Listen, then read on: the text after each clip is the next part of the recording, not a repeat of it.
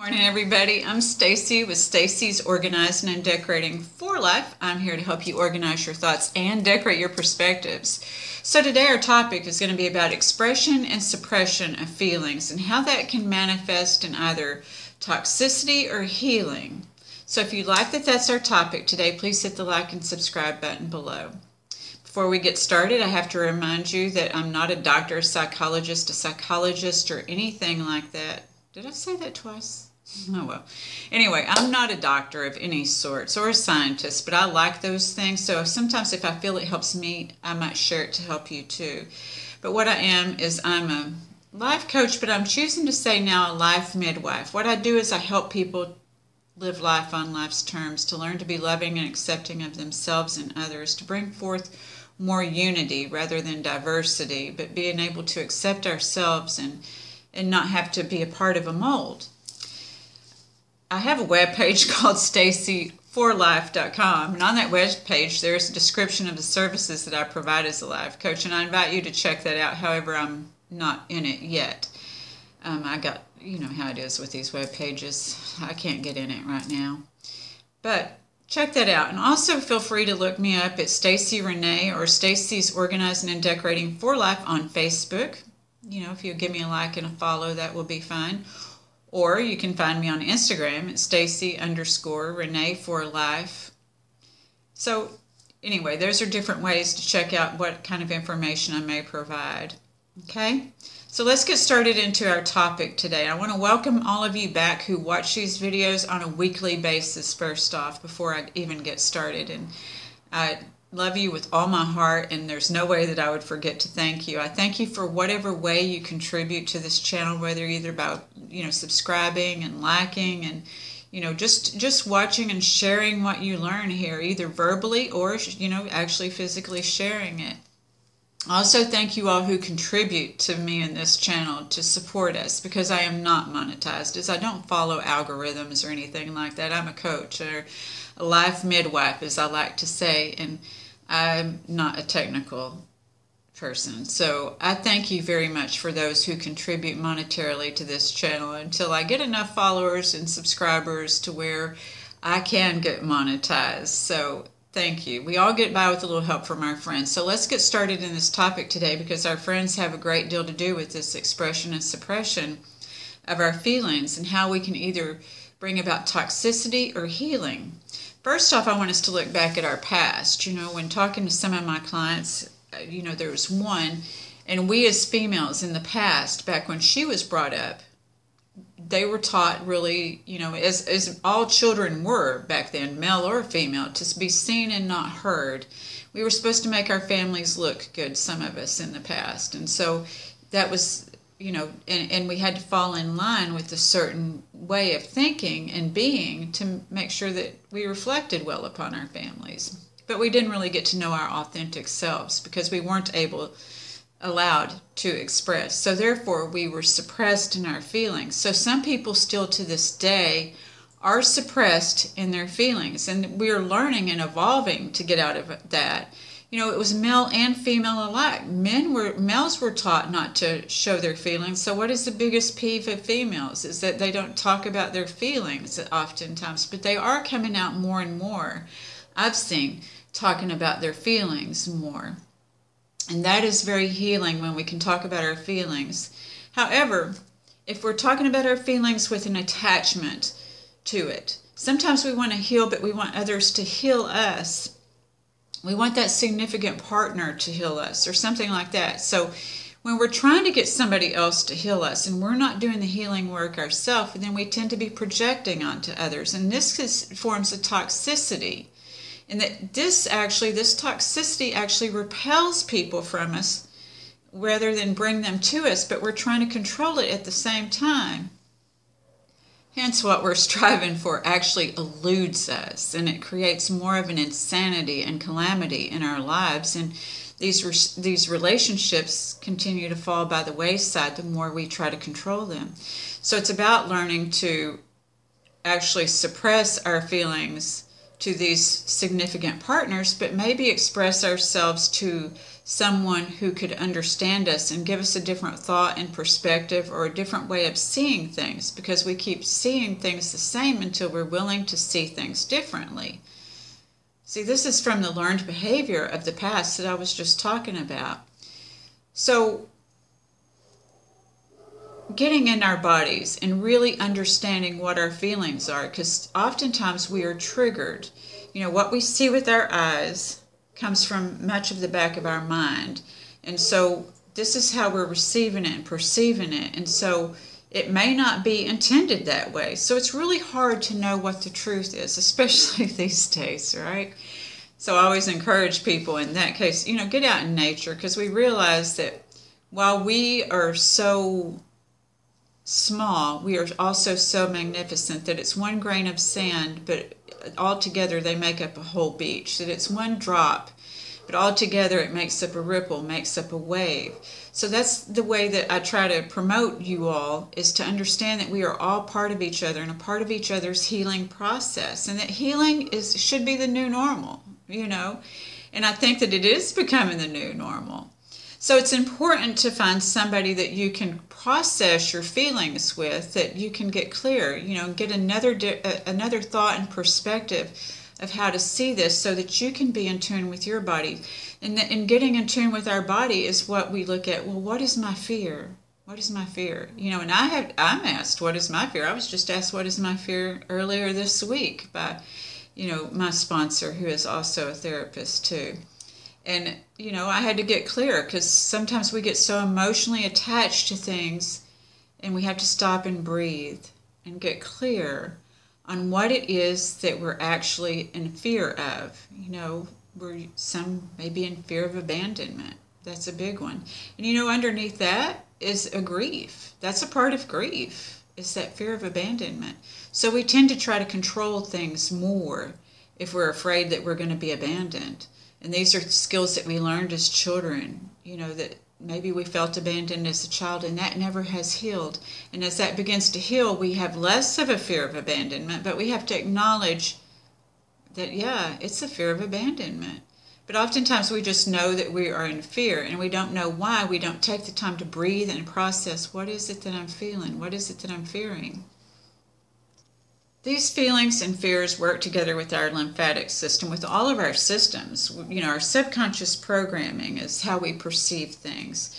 And so when we perceive things, sometimes it brings us into a panic, a fear, and that's when we think we've got to control and do something about this. So sometimes, you know, I've been told when I've gotten this panic and fear, and is that sometimes the best thing to do is nothing. So, you know, we might think that, well, that's suppressing our feelings. Well, it's always good to journal when the best thing to do is nothing. And so when we look at journaling, and I know for me, that's what I had to do one time, because, you know, I was angry at somebody for doing something, and I felt not included, you know. And so when they were having fun doing what they were doing while I wasn't included, I was a bit twisted. So I had to ask myself, well, why are you twisted? Because they're having fun without you. And then I had to ask myself, well, why? And then I continued to ask myself, why was I feeling that way? Why was I feeling that way? Rather than projecting onto somebody else, why am I feeling this way? This is how we process. And when I got down to that process, and I think that this is a normal human trait, if we all looked and got down to the process of asking ourselves why do I feel disrespected? Why am I afraid of abandonment? Why am I afraid of this? It's that fear of not being good enough. It's that fear of not being important. That's what it is for me. That's at the core of all my defects. So as I've said before, our defects are actually, what is it that we fear? Is it the fear of abandonment? Is it a fear that we aren't good enough? Is it a fear that we're not smart enough? Is it a fear that somebody's going to take something that we have? These are all forms of grief, is fear, right? Because we're afraid to lose something that we love or we think that we desire and want, you know. So when we could get to the other side of that, we can find out what a shortcoming, if you don't know what one is, and that's when we act out. That's when we push people away without realizing that we're trying to control, but actually trying to control people actually pushes them away. So once we can process and understand our own feelings and have a dear friend or somebody to teach us to learn to communicate those feelings, we can then express those feelings without a toxicity after we do some healing work and are able to go within and see, oh, this is what is going on with me. Then when we talk to somebody, we can say, I feel this way because of this. Isn't that funny? Because sometimes I've told people, my dad got you in trouble. My dad's been deceased since 2002, but sometimes my dad had a tendency to get people in trouble later on in my past till I did that healing work. So it's about understanding our own feelings, that somebody else can't repair our feelings for us, that these feelings have to be repaired within ourselves, and we have to express them to a trusted person who can help us process that, but not spew them out, because when we can share them with a trusted person, we can heal. If we spew them, we're spreading toxicity, and that's causing us to understand that our soul understands that this isn't feeling good to ourselves. And working with people, sometimes I have to say, no, don't send that message. No, maybe we shouldn't say that. Let's process that here shortly. And then that's what we do is we process it and we get down to what is that fear underneath all of this, so that they can be clear, because what happens in our fears is either we try to distract from them or we try to, suppress them in maybe a toxic way, because then it will also go inside as a poison if we just try to ignore these things that are coming up for our healing. Ignoring them comes out in a toxicity that will release into your body. If you express them and you haven't channeled them or you haven't processed them, then you are releasing the toxicity, but you're also putting it on somebody else, and it doesn't get it out of you because you haven't acknowledged your own feelings. Does all this make sense? So I want you just to take a minute. Let me look at my notes before I finish this video up, because I'm, again, trying to be mindful of your time.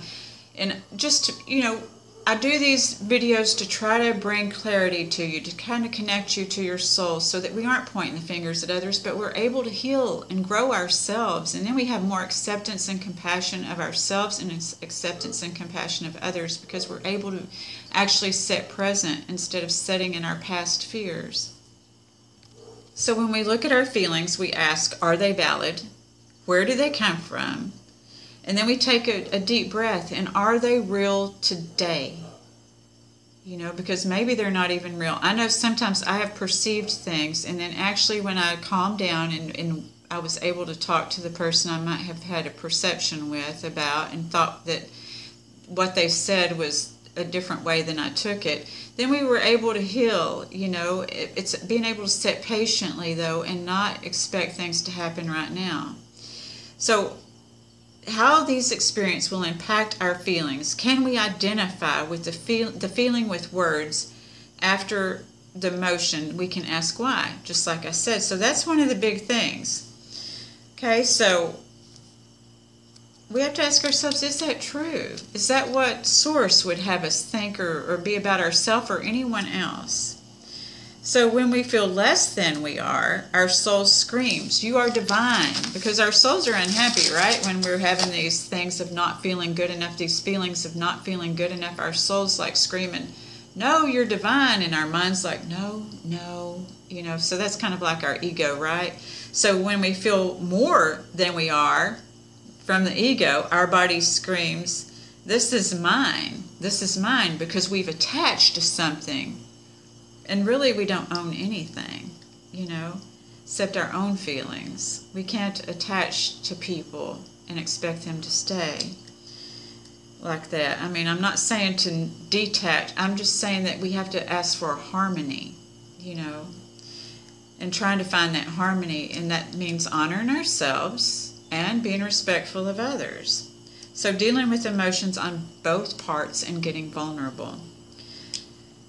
So we don't want to suppress, because the subconscious, we can't heal the subconscious if we suppress. We just all want to be heard, right? That's the thing. Whether you are screaming, demanding, or whether you're inside yourself, we still want to be heard. It's the feeling of self-worth that we're trying to develop. And we can't develop self-worth without expressing our emotions. However, If we express without our heart, then we could be bleeding out toxicity to people when we expect other people to fall in line and conform with our control issues. So controlling, we can't control anybody else but ourselves and our own emotions. And that is a real strength. So how do we express and communicate our emotions? First, by owning them and not telling the other party how they feel. You don't know how somebody else feels. That's the first start. So we're going to do a little exercise right quick to get you in your body, and getting you to be able to own your emotions. And I do this with people, and I've done this on these videos before, but maybe you didn't see those videos. So we're going to do that right quick for you. And just a quick version of it, but you take your time and do it as you would. So first off, I have people put oil on their hands, rub their hands together to develop this energy. You could even pretend like this is source rubbing hands with you and that you are actually getting the energy from the source. And then you ask to have your real eyes covered up so that you can see with your intuitively eyes and to be divinely guided to your highest and best good and the highest and best thoughts for you, which are contained right here over your ears. Your spirit is able to receive and believe in your divinity, because that's where you are, and that's who you are, and you will find your serenity if you just be still in the now, and be still and know.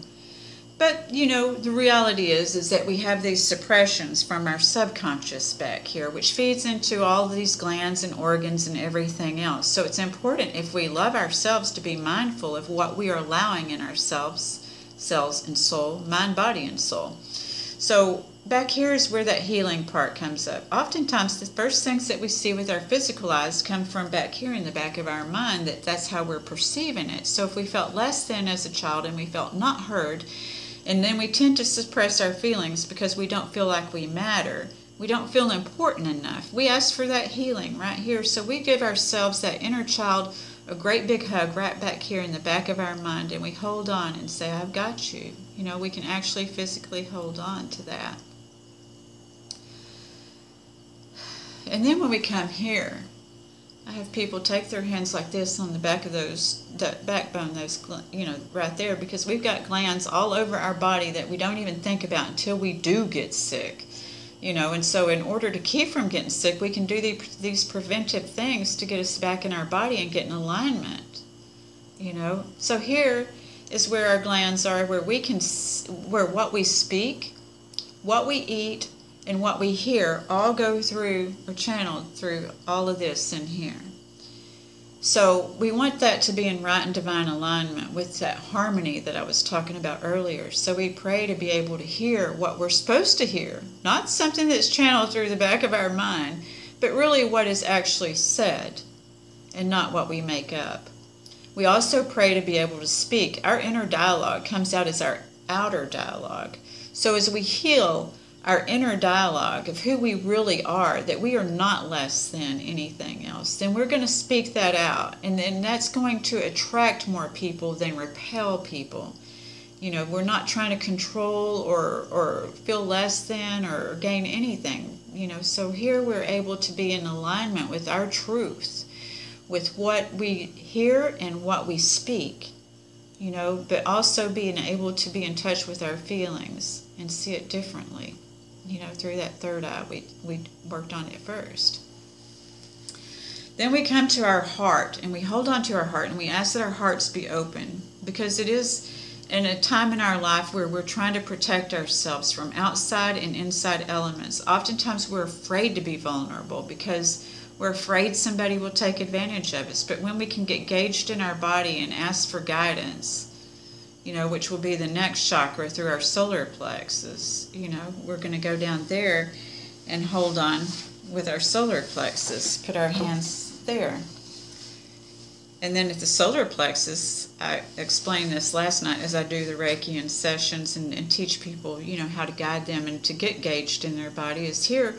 I think that we don't know where the soul is in the body. Scientifically, it's not been proven where the soul is in the body. But I associate the solar plex, which is this golden light, golden, with the sun, and that being the source, also. So that fiery energy. So that solar plex also sits with what we call the ego chakra. The thing is that I used to think that the ego was bad. People would be like, oh, it's coming from your ego. Well, there's an ego in our mind, and then there's an ego like this. And that ego gives us the drive to survive. That's our will to survive. And it does go with our parasympathetic response system and everything else. It's how we react, right? And so there's the ego there. But if we kind of associate and think about the soul being there too, then we understand that the soul is going to guide our motivations and intentions for what we are doing for our will to survive. And that will be more in alignment when we join that unity of the soul and the ego. That's the spirit and the matter joining together of how we can proceed with our words, actions, and deeds. Okay? So then the next thing is that's going to affect, because our solar plexus sits in the middle of our relationships and our heart, so that's where we find our harmony. So the next one's about at your belly button here, right back around your belly button. You just hold on there too. And then that's going to be your relationships. Those are very important to us. We tend to discard people and suppress our feelings because we're trying to protect relationships, but really to be able to show up authentic and real is when we can engage our motivations and intentions, and that we can heal. Because am I trying to get somebody else to fix me rather than fix myself? And nobody else can do that. And when we understand that and we work on the healing ourselves, it actually expands our relationships.